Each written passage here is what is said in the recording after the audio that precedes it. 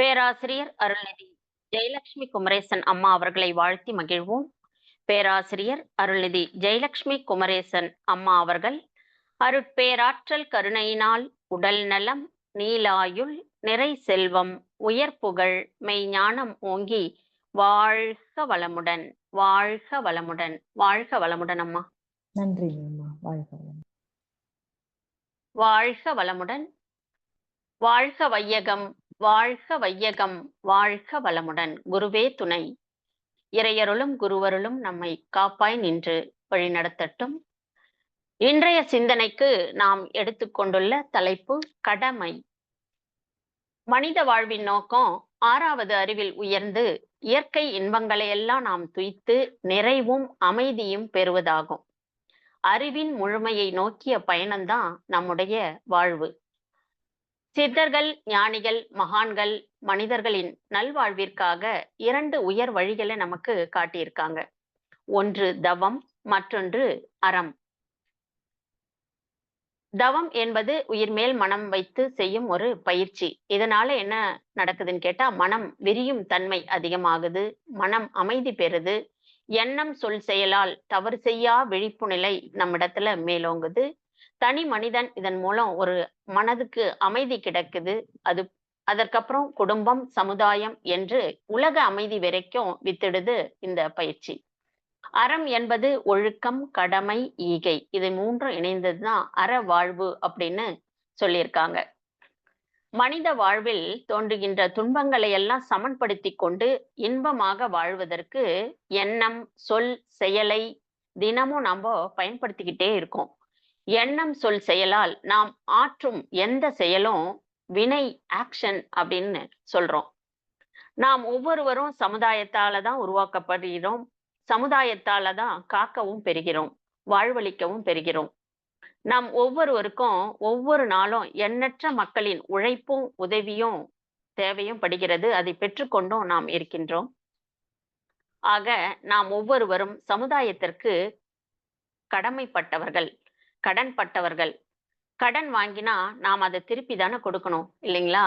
இந்த கடனை எவ்வாறு தீர்ப்பது, எவ்வாறு அதாவது கொடுப்பது, திருப்பி கொடுப்பது அப்படின்னு பார்த்தா, அருட்தந்தை அவர்கள் நமக்கு மிக எளிமையாக விளக்கி சொல்றாங்க. கடன் கூட்டல் மைதான் கடமை. நாம் பட்ட கடன் அதாவது டியூ, சமுதாயத்திற்கு நாம் திருப்பி தருவதே கடமை, டியூட்டி ஆக அமைகிறது. இதில் 5 வகையான கடமைகளை சாமிஜி நமக்கு சொல்றாங்க. 1 தான், 2 குடும்பம், 3 சுற்றம், 4 ஊர், 5 உலகம். இதைதான் நம்ம இப்ப பார்க்க போறோம். தான் அப்படின்றது ஒவ்வொரு தனி மனிதம் நாம தான். நாம் நமக்கு செய்யக்கூடிய கடமைகள் என்னன்னு பார்த்தா, உடலை நல்லா வச்சுக்கணும், நம் உயிரை வளமாக வைத்துக்கொள்ள வேண்டும், நம் மனதை அமைதியாக வைத்துக்கொள்ள வேண்டும். அப்போதுதான் நாம் நம்மையும் நம்மை சார்ந்தவர்களையும் இதே ஒரு ஆரோக்கியமான நிலைக்கு அழைத்து செல்ல முடியும். அதுக்குதான் சாமிஜி உடலை நலமாக வைத்துக் கொள்வதற்கு எளிய முறை உடற்பயிற்சியை கொடுத்திருக்காங்க. மனதை அமைதியாக வைத்துக் கொள்வதற்கு தியான முறைகள் எல்லாம் கொடுத்திருக்காங்க. உயிரை வளமாக நீண்ட ஆயுளோடு ஆரோக்கியமாக வைத்துக் கொள்வதற்கு காயக்கல்ப பயிற்சியை அளித்துள்ளார்கள். அப்புறம் நம்ம கிட்ட இருக்கிற குறைகள் எல்லாம் நீக்கி நம்ம சமுதாயத்தோட இணக்கமாக வாழணும்னா அதற்கு அகத்தாய்வு பயிற்சிகள் ஒன்று அற்புதமான பயிற்சியெல்லாம் நமக்கு சாமிஜி கொடுத்திருக்காங்க. இது அத்தனையும் செய்யும் பொழுது நாம் அதாவது நம்ம தனி மனிதன் கிட்ட ஒரு நல்ல ஆரோக்கியமான ஒரு ஒழுக்கமான பண்புகள்லாம் மேலோங்குது. தனி மனிதனோட ஆரோக்கியம், செழிப்பு, மகிழ்வுடன் இருக்கிறது, மன அமைதி, நிறைவுடன் இருக்கும்போதுதான் குடும்பம், சுற்றம், ஊர், உலகு வரை இந்த அலை பரவிக்கொண்டே இருக்கும். இதை அடிப்படையாக கொண்டுதான் சாமிஜி சொன்னாங்க, தனி மனித அமைதி மூலமே உலக அமைதி பெற முடியும் அப்படின்று. இதுதான் அருட்தந்தை வேதாத்ரி மகர்ஷியோட ஒரே நோக்கமாகவே அமைந்தது. அதற்கு ஒவ்வொரு தனி மனிதனும் இந்த உடல், உயிர், மனம் இவற்றை நன்றாக பேணி காத்து சமுதாயத்துடன் இணக்கமாக ஒரு நட்புடன் இயற்கையை மதித்து வாழ்வது அவசியம் என்கிறார் அருட்தந்தை அவர்கள். இதற்காக வடிவமைக்கப்பட்டதேதான் இந்த மனவளக்கலை பயிற்சிகள் எல்லாமே. அடுத்ததாக குடும்பம். நாம் யார் மூலம் இந்த உலகுக்கு வந்திருக்கோம் அப்படின்னு பார்த்தா பெற்றோர்கள் மூலம்தான்.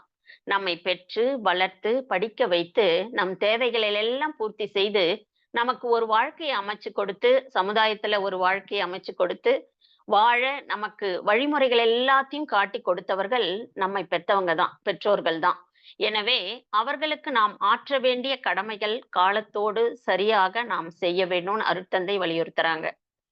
அடுத்து நம்மை நம்பி வரும் வாழ்க்கை துணையின் தேவைகளை எல்லாம் நாம் நிறைவேற்றி கடமையை சிறப்பாக செய்ய வேண்டும் அப்படின்னு சாமிஜி அறிவுறுத்துறாங்க. ஆண்களாக இருந்தா மனைவிக்கும், பெண்களாக இருந்தா கணவருக்கும் அவர்களை பாதுகாத்து அவர்களுக்கு செய்யக்கூடிய கடமைகள் எல்லாம் முறையாக செய்ய வேண்டும். அடுத்ததாக நம் குழந்தைகளுக்கு நாம் செய்ய வேண்டிய கடமை. குடும்பம்னு பார்க்கும்போது அடுத்து வர்றது நம்முடைய நாம் பெற்ற குழந்தைகள் தான். நம் குழந்தைகளை வளர்த்து, பாதுகாத்து, அதுகளுக்கு அறிவை ஊட்டி, படிக்க வைத்து, ஒரு நல்ல மாணவராக, சமுதாயத்தில் ஒரு நல்ல மனிதனாக உருவாக்குவது நம் பெற்றோர்களாகிய நம்முடைய சிறந்த கடமையாக சொல்றாங்க. இதைத்தான் சாமிஜி சமுதாயத்துல உள்ள பல கல்விக் கூடங்களிலிருந்து வரக்கூடிய மாணவர்கள் எல்லாம் பார்த்தீங்கன்னா, டாக்டரா வராங்க, வக்கீலா வராங்க, இன்ஜினியரா வராங்க, ஆசிரியர்களா வராங்க. இன்னும் பல துறை வல்லுனர்களாக வெளிய வராங்க. ஆனா, அப்படி வெளிவருகின்ற மாணவர்கள்ல, அ ஒரு நல்ல மனிதனாக வெளிவருகிறானா அப்படின்னு நம்ம பார்த்தா ஒரு கேள்விக்குறியா தான் இருக்கு. இப்ப நல்ல மனிதன், ஒரு மனிதன் அப்படின்னா மனிதனுக்கு அடையாளம் என்ன? மனதை இதமாக வைத்திருக்க வேண்டும் அப்படின்னு சாமிஜி சொல்றாங்க. அதுக்கு தான் சாமிஜி கூட குழந்தை வளர்ப்பு என்ற ஒரு தலைப்புல ஒரு பாடல்ல சொல்லியிருக்காங்க. உலகினிலே மனித இன வாழ்க்கை என்ற ஓர் சிறப்புக்கு ஆதாரணம் ஆதாரமான செல்வம் பலவிதத்தும் ஆராய்ந்து பார்த்தோமேயானால், பாலர்களே யாம். குழந்தைகள தான் சொல்றாங்க சாமிஜி. 6வது அறிவு பெற்ற மனிதன் குறை அறிவோடு தான் இருக்கிறான்.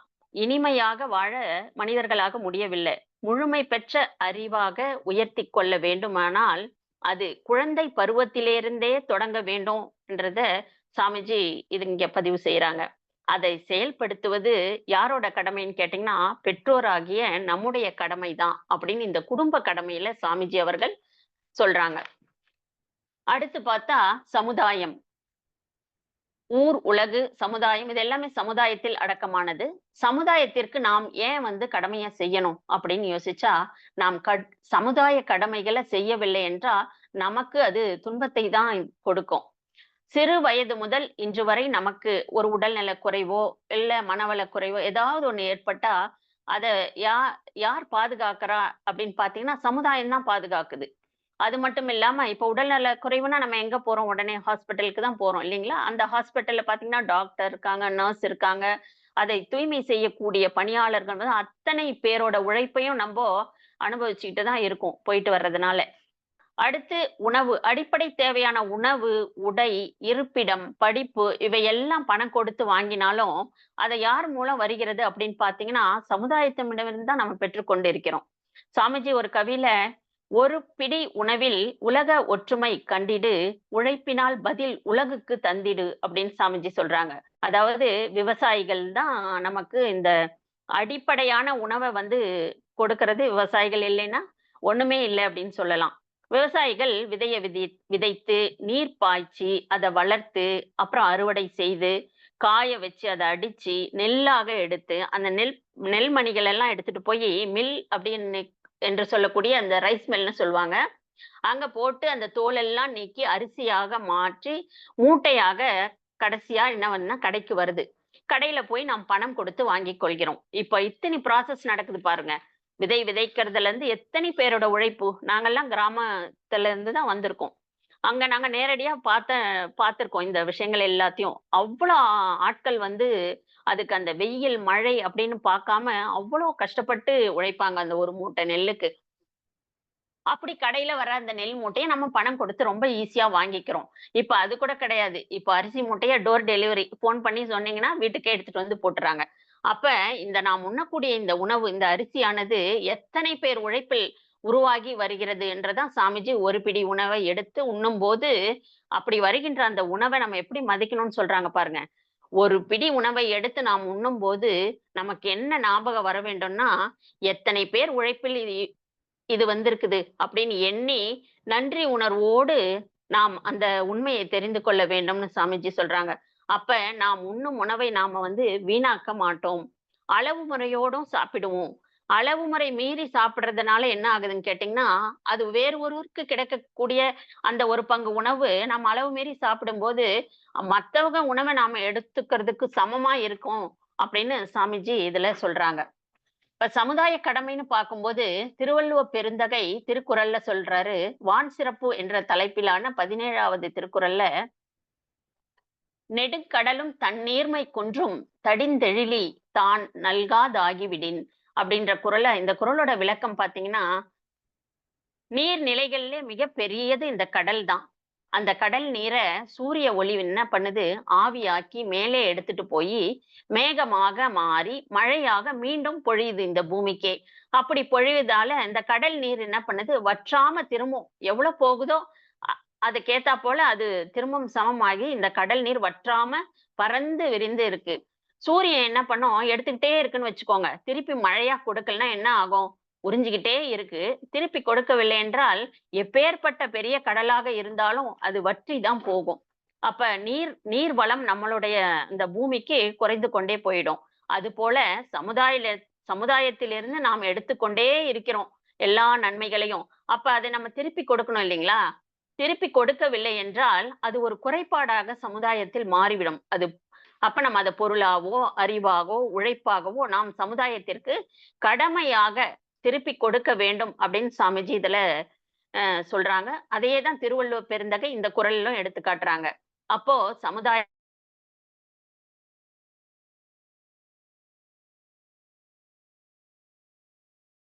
கடமை அப்படின்னு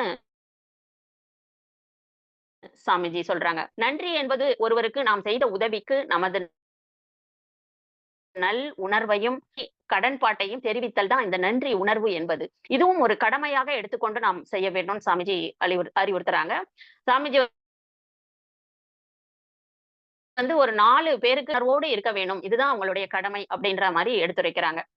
உயிருக்கோ, உடலுக்கோ, மனதிற்கோ, அறிவிற்கோ நலமான ஒன்றை, ஒரு இன்பத்தை நாம் அனுபவிக்கும்போது, அது யார் மூலமாக வந்ததோ, அதை யார் நமக்கு அளித்தார்களோ, அவர்களுக்கு நன்றி சொல்வது மிக அவசியம். அந்த அந்த மூலத்தை மதித்து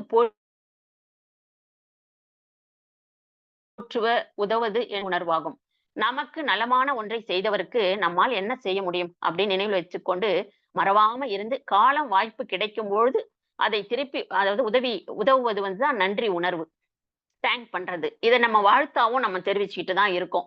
அவங்கள வாழ்த்திக் கொண்டேவும் நம்ம இருக்கலாம். இததான் சாமிஜி ஒரு 4 விஷயத்துல சொல்றாங்க. இயற்கைக்கு நன்றி உணர்வோட இருக்கணும். தொழிலாளர்களுக்கிட்டயும் நன்றி உணர்வோட இருக்கணும். பெண்கள், தாவரங்கள் இந்த 4 விஷயங்கள சாமிஜி சொல்றாங்க ஒரு இடத்துல. இயற்கை என்பது ஜட பொருளும் இருக்கு, உயிர் பொருளும் இணைந்து தான் இருக்கு. அந்த இயற்கை இல்லை என்றா ஒண்ணுமே கிடையாது. அப்ப நம்ம இந்த இயற்கையை தேங்க் பண்ணிக்கிட்டே இருக்கணும். நன்றி சொல்லிக்கிட்டே இருக்கணும். அல்லது வாழ்த்திக் கொண்டே இருக்க வேண்டும் அப்படின்னு தாவரங்கள். தாவரங்கள் தான் நம்ம உணவுக்கு பார்த்தீங்கன்னா, அடிப்படை. நம்ம உயிர் வாழ்வதற்கே அடிப்படையான உணவு எங்கிருந்து கிடைக்குதுன்னா, அந்த ஒரு உயிர் தாவரங்கள் தான் நமக்கு கொடுக்குது. தாவரங்கள் நமக்கு அடிப்படை தேவையாகிய உணவை நமக்கு அளிக்கிறது. எத்தனை முறை பறித்தாலும் நமக்கு அந்த மண்ணானது உணவுப் பொருளை மாற்றிக் கொடுக்கக்கூடிய ஒரு பெரிய இறை செயலை செய்து கொண்டே இருக்கிறது. இப்ப முருங்கைக்கீரையே பறிச்சு, பறிச்சு சாப்பிட்டுட்டே தான் இருக்கோம் நம்ம. அதுல அயன் சத்து சொல்றாங்க. நெறைய சத்து சொல்றாங்க, பண்ணாங்க. நெறைய விஷயங்கள் அதுலருந்து வருது. எவ்வளவு முறை நம்ம உடைக்கிறோம் பாருங்க. உடைச்சு, உடைச்சு சாப்பிட்டுட்டே இருக்கோம். அந்த தாவரத்துக்கு ஏதாவது சலிக்குதா? அது பாட்டு அது துளுத்து, துளுத்து வந்து கொண்டே இருக்குது. நம்ம எடுத்து சாப்பிட்டு கொண்டே இருக்கிறோம் இல்லீங்களா? அதுக்கு தான் அந்த தாவரத்துக்கு அவ்வளவு ஒரு இறை செயல செய்வதாக சாமிஜி சொல்றாங்க. தாவரத்திற்கு நாம் நன்றி கடன் பெற்றிருக்கிறோம் அப்படின்னு சொல்றாங்க. அடுத்து தொழிலாளர்கள். இந்த உணவு ஏற்கனவே சொன்னதுதான். உணவு, உடை, இருப்பிடம் மத்த எல்லாமே இந்த சமுதாயத்துல எல்லாமே இப்ப நம்ம இந்த மொபைல்ல இந்த ஆன்லைன் கிளாஸ் அட்டெண்ட் பண்ணிட்டு இருக்கோம்ன்னு பார்த்தீங்கன்னா, இந்த மொபைலுமே கூட ஒரு தொழிலாளர் மூலமா இத செய்து தான் வந்திருக்கு. இந்த ஹெட்போன்ல இருந்து அனைத்து சாதனங்களுமே அப்படிதான் வந்திருக்கு. அப்ப தொழிலாளர்களுக்கு நாம் நன்றி கடன் பெற்றிருக்கிறோம். நன்றியை நம்ம மானசீகமாகவாவது தெரிவித்துக் கொண்டே இருக்க வேண்டும். வாழ்த்தை போட்டுக்கொண்டே இருக்க வேண்டும். அடுத்து 4வதாக பெண்கள். பெண்களுக்கு சாமிஜி சொல்றாரு, சக்தியின் சொரூபமாக வணங்க வேண்டும் அப்படின்னு அருட்தந்தை அவர்கள் இதுல பதிவிடுறாங்க. ஆன்மீகத்துல ஒரு விஷயம் என்னன்னு கேட்டீங்கன்னா, பெண்களை அடிமைப்படுத்தியவர்களுக்கும் பெண்களிடம் அடிமையானவர்களுக்கும் ஆண் ஆண் அடிமையானவர்களும் ஆன்மீகத்துல முன்னேறியதே கிடையாது அப்படின்னு சாமிஜி சொல்றாங்க. ஆக பெண்களுக்கு மதிப்பு தர வேண்டும். பெண்களை நன்றி உணர்வோடு போற்ற வேண்டும் அப்படின்னு சாமிஜி இந்த 4 பேர வந்து கொஞ்சம் ஸ்பெஷலாவே சொல்லி இருக்காங்க. கடமை என்ற தலைப்புல. நன்றி உணர்வின் மூலம் போற்றி வணங்குவதால் நமக்கு என்ன நன்மை அப்படின்னு பார்த்தீங்கன்னா, அதிலிருந்து நாம் நன்மையை பெற்றுக்கொண்டே இருக்கலாம் அப்படின்னு சாமிஜி சொல்றாரு. எப்போதும் நாம் நன்றி உணர்வுக்கு முரண்பாடாக இருக்கிறோமோ, எப்போது நாம் நன்றி உணர்வுக்கு முரண்பாடாக இருக்கிறோமோ, அதிலிருந்து வர நன்மை எல்லாம் நமக்கு நின்று போய்விடும், தடைபட்டு விடும் அப்படின்னு எச்சரிக்கிறாங்க. ஆக ஏற்கனவே பெற்றுக்கொண்டதற்கும், இனி தொடர்ச்சியாக நாம் நமது தேவைகளை நிறைவேற்றிக் கொள்ளவும் நாம் நன்றி உணர்வோடு இருக்க வேண்டும். இதுதான் நம்முடைய தலையாய கடமை அப்படின்னும் சொல்றாங்க. விளைவறிந்த விழிப்பு நிலையை கடமை செய்யும் பொழுது நன்றி உணர்வோடு இருக்கும் போதும் அதன் விளைவுகள் வருது இல்லைங்களா? அது மேல நம்ம ஒரு ஆசையை வைக்க கூடாது. அப்படி ஆசை வச்சீங்கன்னா அது பேரு காமிய கர்மாவாக மாறிவிடும், சுயநலமாக மாறிவிடும். நாம் எந்த உதவி செய்தாலும் அதற்கு பிரதிபலன் பார்க்க கூடாது, எதிர்பார்க்க கூடாது. நம்முடைய தலையாய கடமையாக அந்த விஷயத்த நம்ம செய்ய வேண்டும் அப்படின்னும் இதுல வலியுறுத்துறாங்க. அதுதான் நிஷ்காமிய கர்மம் அப்படின்னு சொல்றாங்க. இப்ப இதுக்கு ஒரு உதாரணமாக ஒரு கதை பார்த்தோம்னா, ஒரு இளைஞன் இருக்காரு. அவர் தனக்கு எல்லா ஞானத்தையும் அள்ளிக் கொடுக்கக்கூடிய ஒரு குருவ தேடிக்கிட்டு இருக்காரு அந்த இளைஞர். பக்குவமான ஆசான் தனக்கு வழிநடத்த வேண்டும் அப்படின்னு ஒரு எண்ணத்தையும் அந்த இளைஞர் போட்டு விடுறாரு. அதனால அந்த தேடல்ல இருக்கும்போது 1, 2, 3 ஆண்டுகளாக ஆகுது. இவர் நினைச்சபடி நல்ல குரு அவர் எதிர்பார்த்த மாரி குரு அவருக்கு கிடைக்கல. ஒரு 5 ஆண்டுகள் ஆகிவிட்டுச்சு. ஒரு காட்டுல ஒரு ஆசிரமம் இருக்கு. அங்க ஒரு 10, 15 பேர் சிஷ்யர்களாக கொண்ட ஒரு குருவை வந்து இந்த இளைஞர் கண்டுபிடிக்கிறாரு. அந்த குருவின் முகத்த அவர் பார்க்கும்போது ஒரு தெளிவு, ஞானம், அந்த தேஜஸ்ன்னு சொல்றோம் இல்லைங்களா? அந்த அந்த குரு கிட்ட ஒரு ஈர்ப்பும் இருப்பத இந்த இளைஞர் உணர்றாரு. இத உணர்ந்து சந்தோஷத்தோடு போய் அவர் பாதத்துல பணிகிறார். குரு, குருவே, நான் எத்தன நாள் உங்கள தேடிக்கிட்டு இருந்தேன். நீங்க கிடைச்சிட்டீங்க. நீங்க பெரியவர். நான் நிறைய படிச்சிருக்கேன். ஆனா, ஏதோ ஒரு தேடல், ஏதோ ஒரு பற்றாக்குறை என் மனசுல இருந்துகிட்டே இருக்கு. அத ஒரு குருவால மட்டும் தான் பெற முடியும் என்றத நான் உணர்ந்துகிட்டேன். அப்படின்னு அந்த குரு கிட்ட சொல்றாரு. குரு சொல்றாரு, "ரொம்ப மகிழ்ச்சிப்பா. நீ தேடி வந்த ஞானத்த நான் கொடுக்கிறேன். அதுக்கான வகுப்ப வந்து நம்ம தொடங்கலாமா?" அப்படின்னு கேட்கிறாரு. உடனே இளைஞர் சொல்றாரு, "என்கிட்ட நிறைய நாட்கள்லாம் இல்ல." அவரு இந்த காலத்து இளைஞர் போல இருக்கு. "என்கிட்ட நிறைய நாட்கள்லாம் நிதானமாக கற்றுக்கொள்ளக்கூடிய காலம் இல்ல குருவே. நிறைய கடமைகள் இருக்கு, நிறைய வேலை இருக்கு, நிறைய ரெஸ்பான்சிபிலிட்டிலாம் எனக்கு இருக்கு." அப்படின்னு சொல்றாரு. குரு சொல்றாரு, "உன்ன பார்த்தா ஒரு 20 வயசு வாலிபன் மாரி தான் தெரியிற. உனக்கு இன்னும் 80, 90 வயசு கூட நீ ஆரோக்கியமா இருப்ப போல இருக்கு. அப்ப நீ கற்றுக்கொள்ளக்கூடிய காலம் வந்து நெறைய இருக்கு. நீ எனக்கு நேரமே இல்ல, காலமே இல்ல அப்படின்னு சொல்றியே." அப்படின்னு குரு சொல்றாரு. அதுக்கு அந்த இளைஞன், "குருவே, நான் அடைய வேண்டிய இலக்குன்னு ஒண்ணு இருக்கு. அடைய வேண்டிய புகழ் இருக்கு. சாதிக்க வேண்டிய நிறைய விஷயங்கள் இருக்கு இந்த உலகத்துல. நீங்க எனக்கு ஞானத்த போதிக்கும்போது, எவ்வளவு வேகத்துல நான் கத்துக்கொள்ள வேண்டியுமோ, அவ்வளவு வேகத்துல நான் கத்துக்கிறேன்.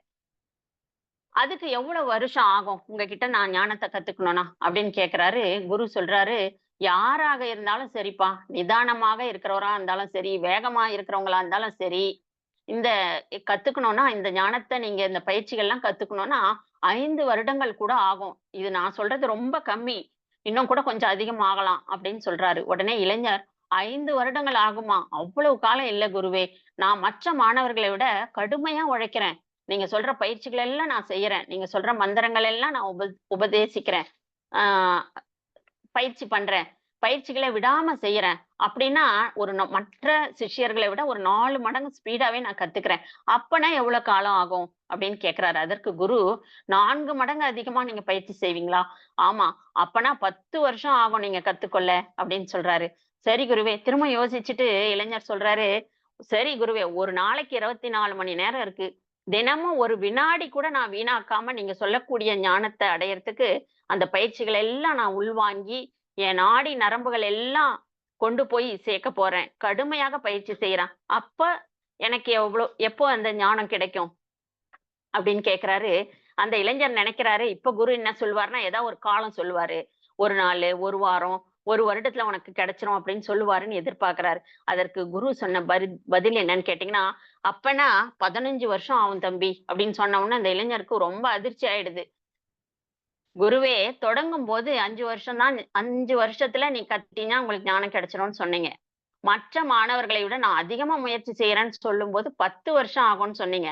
ஒரு வினாடி கூட வீணாக்காமல் நீங்க சொல்லக்கூடிய பயிற்சியெல்லாம் நான் கடுமையா செய்யறேன்னு நான் சொல்லும்பொழுது 15 வருடம்னு சொல்றீங்க. இந்த கணக்கே எனக்கு புரியல குருவே! அப்படின்னு சொல்லும்போது, அந்த குரு கூறிய பதில், "என்ன கணக்கு தெரியுமா இது? உன்னுடைய ஒரு கண் மட்டும் என் பயிற்சியின் மீது இருக்கு. இன்னொரு கண்ணு எங்க இருக்கு தெரியுமா? நீ அடையப் போகும் இலக்கை நோக்கியே தான் இருக்குது எப்பவுமே. உன்னுடைய கடமையில மட்டுமே உன் கண்ணு இருந்துச்சுன்னா, நீ 5 வருஷத்துல முடிச்சிடலாம். அந்த கடமையில பாதி, அதுல கிடைக்கிற பலன்கள் மீதி பாதி இருந்ததுன்னா, நீ 10 வருஷத்துல முடிச்சிடலாம். ஒரு கண் கடமையில மட்டுமே இருந்து கொண்டு செஞ்சு, மறு கண் பலன்கள் மட்டுமே மீதி இருந்தா, குறைஞ்சபட்சம் 15 வருஷம் ஆகும்பா அப்படின்னு சொல்றாரு. இந்த கதை என்ன சொல்லுதுன்னு கேட்டீங்கன்னா, கடமையை செய், பலனை எதிர்பார்க்காதே. அதாவது இந்த இளைஞர் வந்து ஒரு காமிய கர்மாவாக தான் அவரு செஞ்சா அதுக்கு வந்து பலன் வரணுன்ற அந்த நோக்கோட தான் இந்த ஞானத்த அடையறதுக்கு பயிற்சிக்கே போறாரு. இதுதான் பெரும்பாலும் எல்லாருக்கும் நம்ம உதவி செய்யக்கூடிய வாய்ப்புகள், எல்லாருக்குமே உதவி செய்யக்கூடிய வாய்ப்புகள் கிடைப்பதில்லை. உற்சாகப்படுத்தக்கூடிய வாய்ப்பு கூட எல்லாருக்கும் கிடைப்பதில்ல. அது ஒரு பெரிய பிளெஸ்ஸிங் அப்படின்னு தான் நான் நினைக்கிறேன் அது. நம்மை சுற்றியுள்ள உலகில் நாம் செய்யக்கூடிய வேலைகள் எல்லாம் குவிஞ்சு இருக்கு. நெறைய உதவிகள் தேவைப்படுகிறது இந்த சமுதாயத்துல. நம்மால் வெகு இயல்பாக கடமையை செய்வதற்கான வாய்ப்பை பயனாக நாம் எடுத்துக்கொள்ள முடியும். அதாவது நாம கடமையை செய்வதற்கான வாய்ப்பையே நமக்கு பயனாக நாம் எடுத்துக்கொள்ள முடியும். இப்ப இந்த ஒரு வாய்ப்பு நமக்கு கிடைக்குதுன்னா, இந்த வாய்ப்பே நமக்கு கிடைக்கிற பயன் தான். அப்புறம் இத செஞ்சு முடிச்ச உடனே இதுக்கு என்ன பலன் கிடைக்கும் அப்படின்னு எதிர்பார்க்க கூடாது. அதுதான் ஒரு உண்மையான கடமையாக அருட்தந்தை சொல்றாங்க. நம்முடைய உடல், மனம், ஆன்மாவும் நாம் செய்யக்கூடிய செயலில் ஒன்றி இருப்பதால, நமக்கு கிடைக்கக்கூடிய ஆன்ம திருப்தி இருக்கு பார்த்தீங்களா? அந்த மன நிறைவை யாராலும் கொடுக்க முடியாது. கடமையை செய்ய நமக்கு கிடைத்த வாய்ப்பு தான் இறைநிலை நமக்கு கொடுத்த வாய்ப்பு. அ அப்படி நினைச்சுக்கிட்டு தான் நம்ம கடமையெல்லாம் செய்யணும். அதுதான் சாமிஜி, "காலம் தாழ்த்தாமல் கடமையை செய், இல்லையேல் காலம் உன்னை தாழ்த்திவிடும்" அப்படின்னு ஒரு கவியில சொல்றாங்க. ஆக, அருட்தந்தை நமக்கு சிறந்த உதாரண புருஷர்.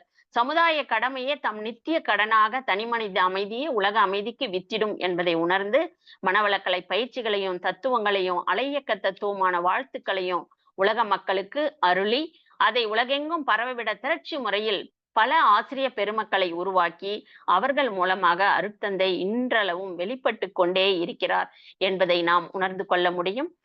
சாமிஜியோட கடைசி நொடியில கூட அவருடைய சமுதாய கடமையாக "வாழ்க வையகம், வாழ்க வளமுடன்" என்று வாழ்த்திக் கொண்டே இருந்தார் அப்படின்னு நம்ம அ தெரிஞ்சிருக்கிறோம். நம் குருபிரானை நித்தம் நித்தம் நினைவு கூர்ந்து, நம்முடைய கடமைகள் எல்லாம் நாம் நிஷ்காமிய கர்மமாக நினைத்து ஆற்றி மகிழ்வோம் என்று கூறி, நம் கடமை அறவாழ்வின் நாட்டத்தே சிறக்கட்டும். நம் கடமை அறவாழ்வின் நாட்டத்தே சிறக்கட்டும்.